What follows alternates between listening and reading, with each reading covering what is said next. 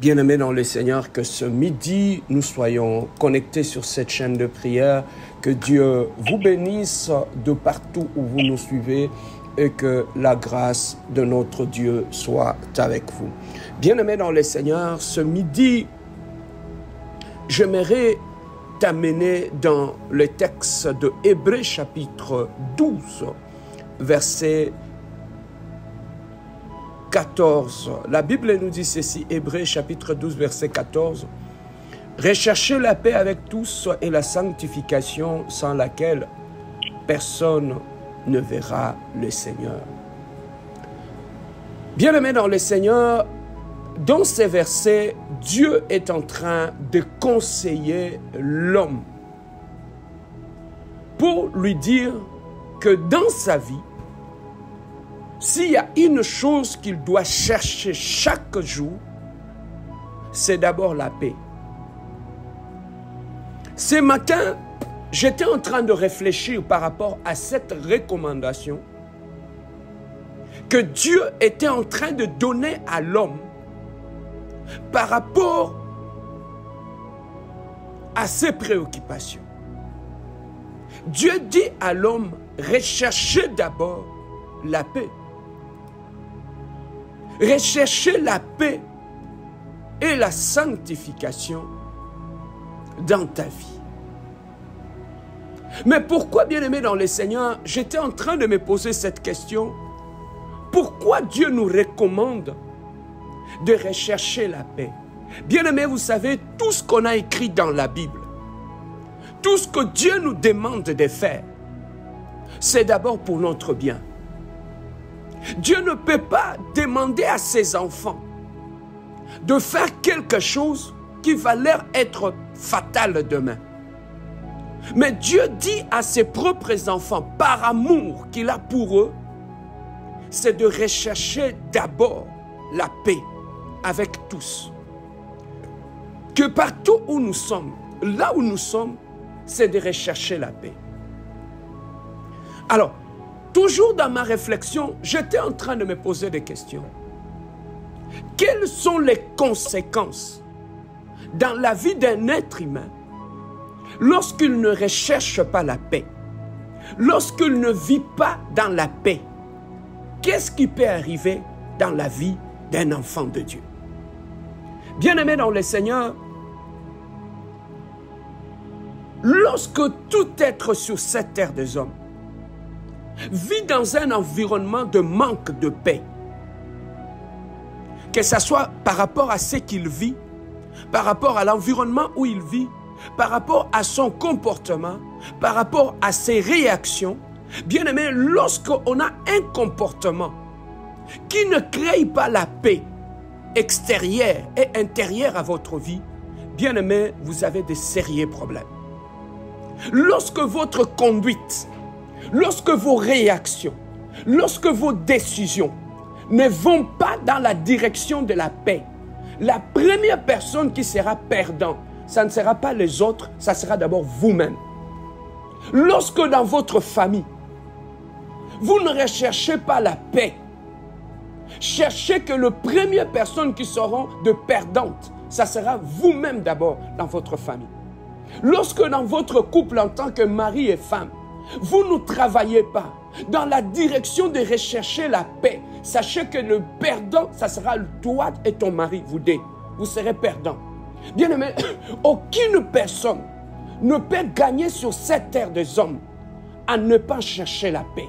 Si Dieu qui est le plus sage nous recommande de chercher la paix dans notre conduite, dans notre marche, c'est parce qu'il sait que c'est pour notre bien.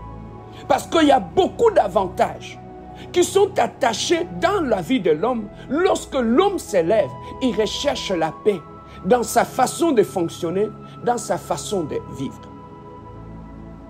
J'étais en train de me poser cette question. Pourquoi Dieu, sachant que dans le monde où nous sommes entourés par des hommes, il y a des événements, il y a plusieurs situations. Mais Dieu nous dit dans tout ce qui nous arrive, penchons-nous toujours du côté de la recherche de la paix. Et quels sont les désavantages? Lorsque notre caractère ne crée pas la paix dans notre propre vie, dans notre entourage et partout où nous sommes, qu'est-ce qui peut nous arriver, pasteur? Lorsque, bien-aimés dans le Seigneur, nous sommes catégoriques dans nos décisions, dans notre façon de fonctionner, ou lorsque nous sommes problématiques dans notre marche, dans notre conduite, qu'est-ce qui peut nous arriver? Bien-aimés dans le Seigneur, la première des choses, je l'ai trouvé dans le livre de Hébreux chapitre 12, verset 14. La Bible nous dit de rechercher la paix. Mais bien-aimé dans le Seigneur, lorsque tu vas dans le livre de Proverbes, cet homme sage, David, qu'est-ce qu'il nous dit dans le livre de Proverbes? Salomon, qu'est-ce qu'il nous dit dans le Proverbe chapitre 17, verset 22?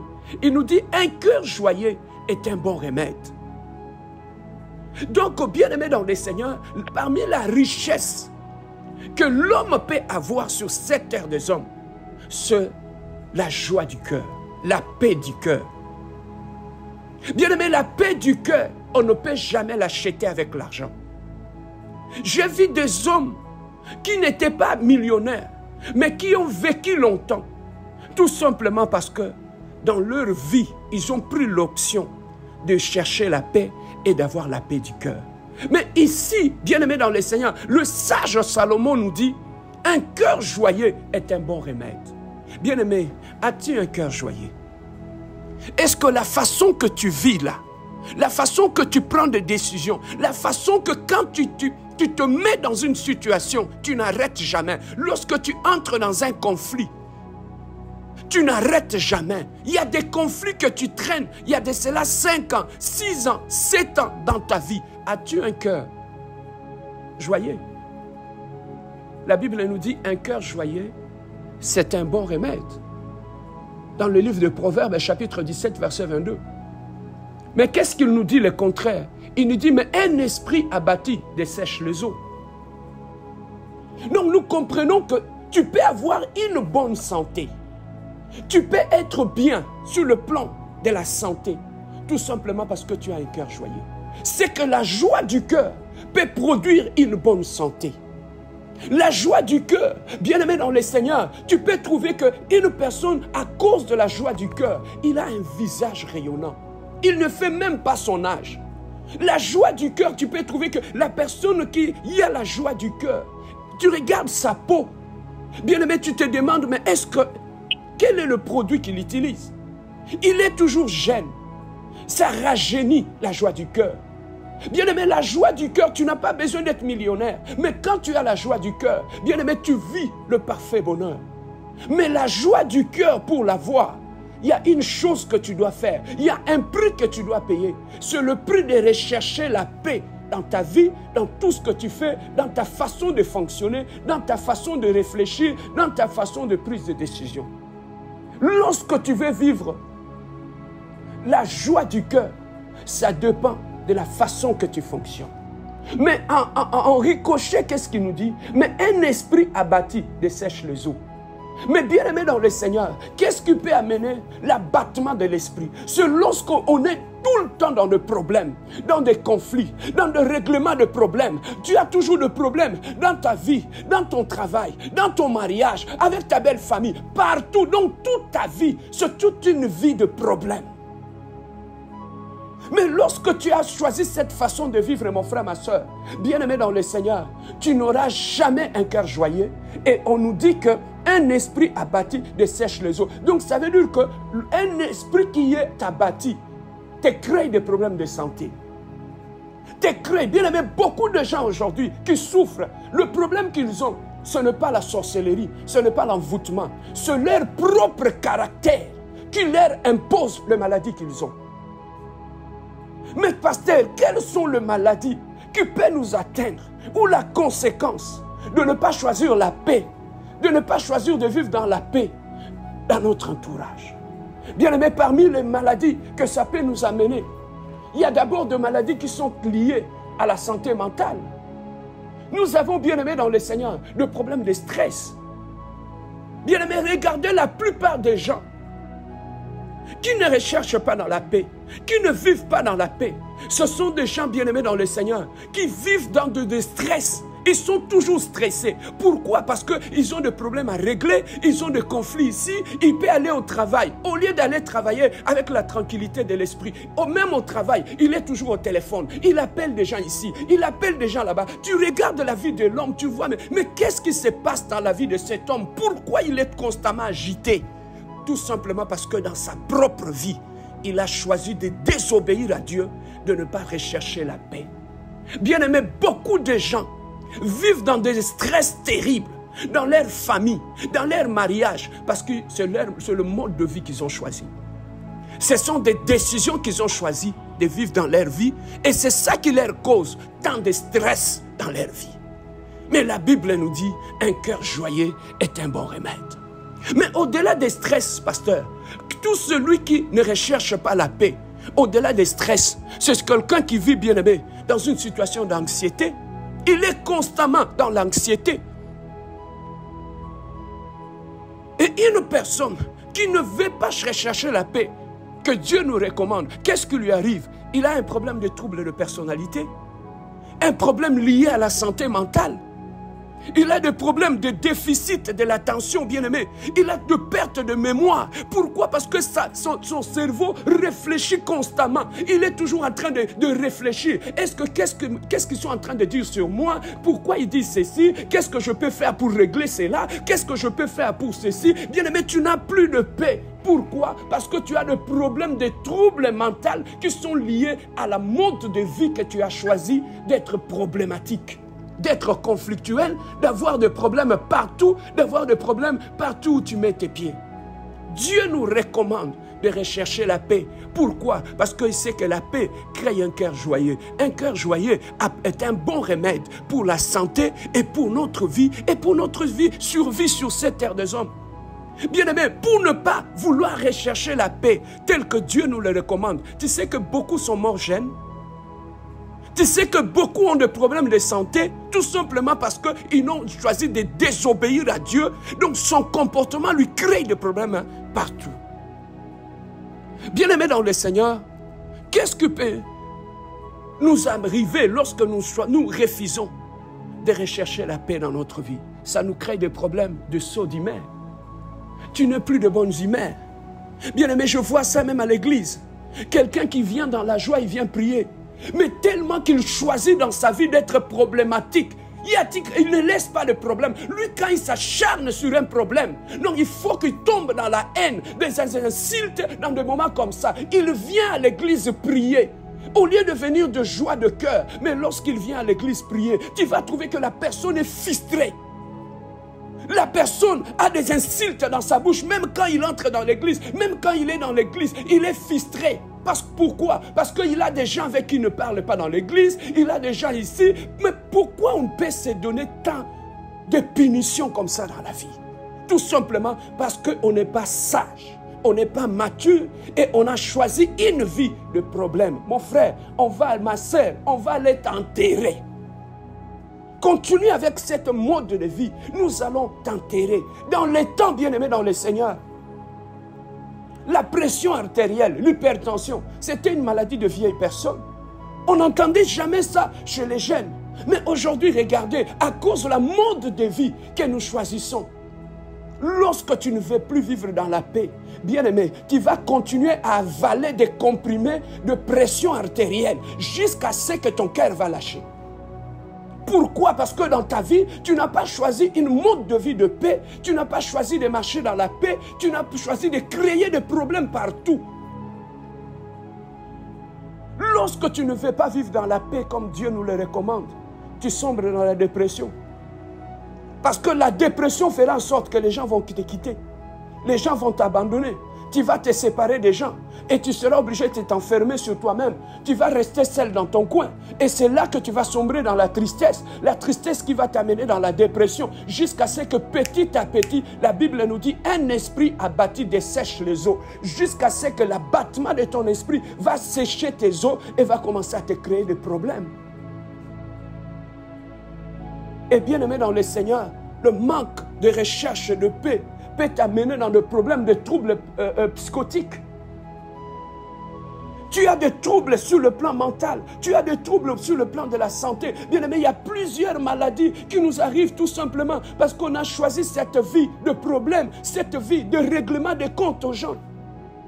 Bien-aimé, si le Saint-Esprit peut te parler ce midi, si tu peux écouter la voix de l'Éternel au travers de cette exhortation, reviens à toi-même, reviens à ta façon de fonctionner. Que cette exhortation t'amène à une prise de conscience, à revenir sur toi-même, à revoir tes décisions, à revoir tes réactions, à revoir ta façon de fonctionner. Parce que le mode de vie tel que tu l'amènes là, bien-aimé, nous allons t'enterrer très jeune et tu vas partir. Parce que la Bible elle-même dit, un cœur joyeux, c'est un bon remède. Souvent, tu te dis, moi je m'en fous, qu'il me crée des problèmes ou pas, je m'en fous, je reste seul dans mon coin. Bien-aimé, ce sont des illusions. La Bible nous dit, ne te vois pas trop sage à tes propres yeux. Tu te penses sage. Nous sommes tous faibles dans la vie, mais le plus faible, ce sont ceux qui sont faibles qui se croient forts. C'est ce qui va nous tuer. C'est parce qu'on est faible, mais on se croit fort. Bien-aimé, tu ne peux pas revoir ton entourage. Tu ne peux pas revoir ta façon de fonctionner dans ton mariage, dans ta vie. Est-ce que la vie que tu es en train de mener, est-ce que tu es content de cette vie? Pourquoi toujours ton nom est attaché au problème? Pourquoi toujours ton nom est attaché au conflit? Pourquoi toujours ton nom est attaché, bien-aimé dans le Seigneur, au problème? Pourquoi les gens ont toujours ton nom dans leur bouche? C'est parce que c'est le mode de vie que tu as choisi de ne pas rechercher la paix dans tes réactions, dans ton langage, dans ta façon de fonctionner, dans ta façon de vivre. Bien-aimé dans le Seigneur, écoutez, on n'a qu'une seule vie chrétienne. La vie chrétienne, ça veut dire comme Christ. Christ, c'est quelqu'un qui recherchait la paix. Christ, comme chrétien, ça veut dire comme Christ. C'est en Antioche, pour la première fois, qu'on a appelé des gens de chrétiens. Et on les a appelés chrétiens, pourquoi? Ça veut dire comme Christ. Bien-aimés dans le Seigneur, est-ce que notre façon de fonctionner aujourd'hui, le christianisme tel que nous le vivons aujourd'hui, est-ce que ça ressemble à un christianisme qui ressemble à Christ? Bien-aimés, nous venons dans le Seigneur, nous avons forgé notre propre christianisme, taillé sur mesure. Et nous amenons ça dans le Seigneur. Voilà pourquoi, au lieu que nous soyons tous pareils, mais chacun vit son christianisme en lui, taillé sur mesure. C'est comme un habit que tu achètes, tu amènes chez les tailleurs, il te coud selon ta taille. C'est le christianisme que nous voulons aujourd'hui.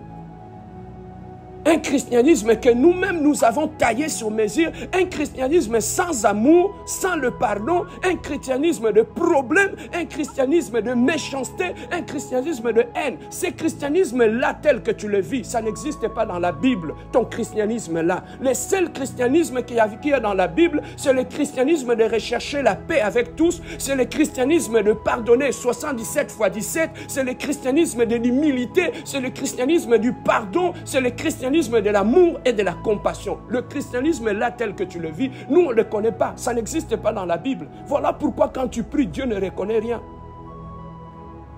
Bien-aimé, ce message n'est pas pour tout le monde. Aujourd'hui, Dieu a choisi que je te parle, toi qui m'écoutes maintenant. Ce message est pour toi.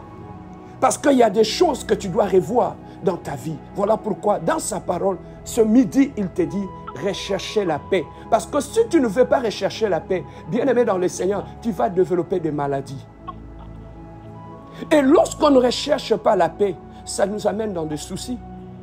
Lorsqu'on ne recherche pas la paix, bien-aimé, regardez combien de gens tout autour de nous, ils sont en train de sombrer avec des AVC. Combien de fois on dort, on se réveille, il y a de frères, il y a de ceci, il y a de ça, il y a des gens très jeunes tout autour de nous qui se réveillent avec un AVC.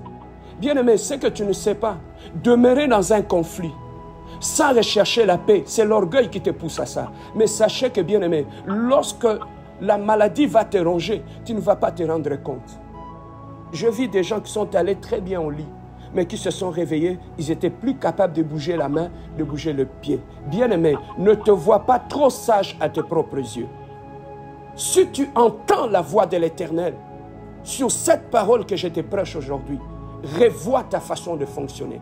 rechercher la paix, marcher dans la paix, fonctionner dans la paix. Que lorsque tu parles, lorsque tu réagis, lorsque tu fonctionnes, cherche la paix, aller dans le sens de la paix. Pose-toi toujours la question, est-ce que comme je parle là, mon langage, est-ce que ça crée la paix autour de moi?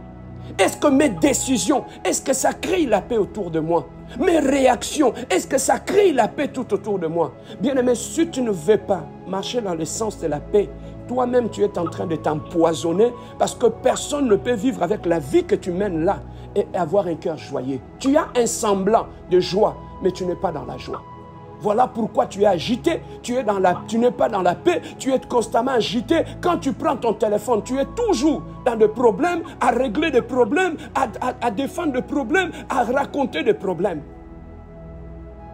Tu ne dors pas en paix et tu ne te réveilles pas en paix. Aujourd'hui, c'était l'exhortation que Dieu a voulu, bien-aimé dans le Seigneur, te parler pour préserver ta santé. Si tu veux être de bonne santé, si tu veux avoir une belle peau, un beau visage, et tu veux être frais dans ta vie, revois ta façon de fonctionner. Dans les cas contraires, bien-aimé dans le Seigneur, tu vas toi-même t'autodétruire dans la mode de vie que tu as choisi toi-même. J'ai un seul sujet de prière ce midi. J'aimerais que t'amener, bien-aimé dans le Seigneur, à demander au Saint-Esprit de Dieu de t'aider à fonctionner selon la pensée de Dieu, à rechercher la paix, à vivre dans la paix. Je ne sais pas comment tu vas prier, mais j'aimerais que nous tous, par rapport à cette exhortation, que chacun de nous prie selon que le Saint-Esprit... Je n'ai pas de thème à te donner de prier avec, mais selon que l'Esprit t'a parlé, lève ton voix là où tu es. Prions ensemble, prions notre Dieu. Alléluia. Éternel, le Dieu de gloire, toi tu es le Dieu glorieux, toi tu es le Dieu de paix, éternel le Dieu. Ce midi, Seigneur, je reviens encore au devant de toi, Adonai, éternel le Dieu de gloire. Tu as parlé à mon cœur, éternel le Dieu de gloire. Tu m'as instruit, éternel le Dieu. Tu m'as amené à l'école de la sagesse, encore ce midi, éternel le Dieu de gloire. Dans le livre de Proverbes, chapitre 17, verset 22, tu m'as dit, un cœur joyeux est un bon remède, Seigneur. Éternel le Dieu de gloire, aide-moi, mon Dieu, mon roi, à avoir un cœur joyeux. Aide-moi, éternel le Dieu, que j'aie la joie de vivre, éternel le Dieu de gloire. Donne-moi un caractère, donne-moi un comportement, Seigneur, qui m'aide, éternel le Dieu de gloire, à ne pas adopter un caractère qui me rendra malade, Seigneur. Aide-moi, Seigneur de gloire, à développer un caractère qui ne me rendra pas hypertendu, Seigneur, qui ne me rendra pas, éternel, anxieux, Seigneur. Aide-moi, Seigneur, que mon caractère ne m'amène pas dans la dépression, Seigneur, que le mode de vie que j'ai choisi, Seigneur, ne m'amène pas dans des conflits, éternel le Dieu de gloire. Oh Adonai, tu es le Dieu de gloire, tu es le Dieu glorieux, éternel le Dieu de gloire. Tu m'as dit, un esprit abattu dessèche les eaux, éternel le Dieu de gloire. Aide-moi, Adonai, à ne pas marcher avec un esprit abattu, éternel le Dieu de gloire. Oh Adonai, le Dieu glorieux, le Dieu de toute sagesse, éternel le Dieu. Oh ce midi, éternel le Dieu de gloire, je vais prier, Seigneur de gloire, pour avoir une bonne santé, éternel le Dieu de gloire. Aide-moi à corriger mon caractère, aide-moi à corriger mon langage, aide-moi à fonctionner, éternel le Dieu de gloire, dans le sens de rechercher la paix. Seigneur, que je vive dans la paix, Seigneur, que je recherche la paix, Seigneur, que ma vie, éternel le Dieu de gloire, oh, soit une vie de paix, éternel le Dieu de gloire. Oh Adonai, le Dieu glorieux, oh Adonai, le Dieu de paix, éternel le Dieu de gloire. Oh Adonai, le Dieu saint, éternel le Dieu de gloire. Oh toi qui es le Dieu puissant, éternel le Dieu. Oh toi qui es le Dieu véritable, éternel le Dieu de gloire. Tu es le Dieu de gloire. Oh tu es le saint de Dieu, éternel le Dieu. Oh ce midi, éternel le Dieu de gloire. Oh dans ma marche de tous les jours, éternel le Dieu de gloire. Aide-moi, éternel le Dieu de gloire, à marcher dans la paix, à vivre dans la paix, à rechercher la paix. Éternel le Dieu de gloire, donne-moi un langage de paix, donne-moi un mental de paix, donne-moi un caractère de paix. Éternel le Dieu de gloire, que la paix de Dieu, my God, accompagne mon existence, que la paix du cœur, éternel le Dieu, accompagne ma vie, éternel le Dieu, que ma vie, éternel le Dieu de gloire, ne déclenche pas de maladie, Seigneur, que mon caractère ne déclenche pas de maladie, que mon caractère ne déclenche pas la dépression en moi, Seigneur. Viens à mon secours, éternel le Dieu de gloire. Dans ma faiblesse, Seigneur, je me tourne vers toi. Dans ma faiblesse, Adonai, je cherche ta face. Dans ma faiblesse, éternel le Dieu, change-moi, éternel le Dieu de gloire. Sonde mon cœur, éternel le Dieu, et change mon caractère. Sonde mon âme, âme, éternel Dieu, et change ma marche, change, sonde-moi, éternel Dieu, et transforme-moi, éternel Dieu de gloire, que je vive dans la paix, Seigneur, que je marche dans la paix, Seigneur, que mon langage produise la paix, que mon mental produise la paix, que ma vie produise la paix. Cher Saint-Esprit de Dieu, je viens à toi, éternel Dieu, donne-moi la sagesse dans la marche, donne-moi la sagesse dans les paroles, donne-moi la sagesse dans les conduites, éternel le Dieu de gloire, que je répands la paix tout autour de moi, que je répands la paix dans mon foyer, éternel Dieu, et je répands la paix dans mon mariage, éternel Dieu, et je répands la paix dans mon église, Seigneur, et je répands la paix dans ma marche, éternel Dieu de gloire. Donne-moi une vie de paix. Oh Adonai, éternel Dieu, donne-moi un langage de paix, donne-moi une vie de paix, Seigneur, donne-moi la paix du cœur, éternel Dieu, donne-moi la paix dans ma vie, Seigneur de gloire, que je marche dans la paix, que je ne sois plus problématique, que je ne sois plus conflictuel, éternel Dieu de gloire. Préserve-moi, Seigneur, que j'aie une bonne santé, préserve-moi, Seigneur, que je ne tombe pas dans de maladies, préserve-moi, Seigneur, que mon caractère ne puisse pas me détruire, protège-moi, Seigneur, que mon langage ne puisse pas me détruire. Protège-moi, Seigneur, que la colère ne puisse pas me détruire, que la haine ne puisse pas me détruire, que la méchanceté ne me rend pas malade, Seigneur. Aide-moi, éternel Dieu, que la rancune ne me rend pas malade, que la méchanceté ne me rend plus malade, que l'hypocrisie ne me rend plus malade. Éternel, aide-moi à pardonner, aide-moi, éternel Dieu de gloire, à tourner la page, aide-moi à avancer dans la vie. Éternel Dieu, que je parle le langage de la paix, que je puisse vivre la paix, que je puisse marcher dans la paix, que je puisse demeurer dans la paix. Éternel le Dieu de gloire, aide-moi, Seigneur de gloire, à prendre une bonne direction. Aide-moi à changer de direction. Oh Dieu de gloire, Papa, merci Seigneur, merci pour ce message d'aujourd'hui. Oh Dieu tendre Père, laissez-moi prier pour toi, laissez-moi prier pour toi maintenant. Éternel le Dieu de gloire, tu as dit, mon peuple périt parce qu'il manque la connaissance. Seigneur, ce midi, tu nous as montré comment nous pouvons éviter certaines maladies dans nos vies, éternel Dieu. Seigneur, ce midi, tu nous as enseigné comment nos caractères peuvent déclencher des maladies dans nos propres vies. Tu nous as enseigné ce midi, Seigneur, comment le mode de vie que nous avons choisi peut détruire nos santé, peut détruire nos santé mentales, peut détruire nos cœurs, éternel Dieu de gloire. Seigneur de gloire, Papa, ce midi, Seigneur, aide-nous à avoir des caractères qui produisent la paix, avoir des caractères de langage qui produisent la paix, Seigneur. Répands la paix dans nos cœurs, répands la paix dans nos conduites, répands la paix dans nos mariages, répands la paix dans nos églises, dans nos lieux de travail. Seigneur, fais de nous de fils et de filles de paix, Seigneur. Éternel le Dieu de gloire, et enlève tout ce qui produit des maladies en nous. Enlève la colère qui amène l'hypertension en nous. Enlève la haine qui amène le cancer d'estomac en nous, éternel Dieu. Enlève, éternel Dieu de gloire, Papa, de pensées négatives qui détruisent notre santé mentale, Seigneur. Change nos langages, change notre façon de fonctionner. Merci, Seigneur, parce que dans notre faiblesse, nous nous sommes tournés vers toi. Seigneur, aide mon frère, aide ma soeur à prendre une décision aujourd'hui et à changer sa conduite de vie. Nous avons ainsi prié dans le nom merveilleux et puissant de notre Seigneur Jésus-Christ. Nous avons ainsi prié et nous disons Amen. Si tu veux réécouter cette exhortation, nous allons mettre ça sur notre page WhatsApp de l'Église. Tu peux le réécouter ou envoyer ça à quelqu'un. Que Dieu vous bénisse et bon midi à tous.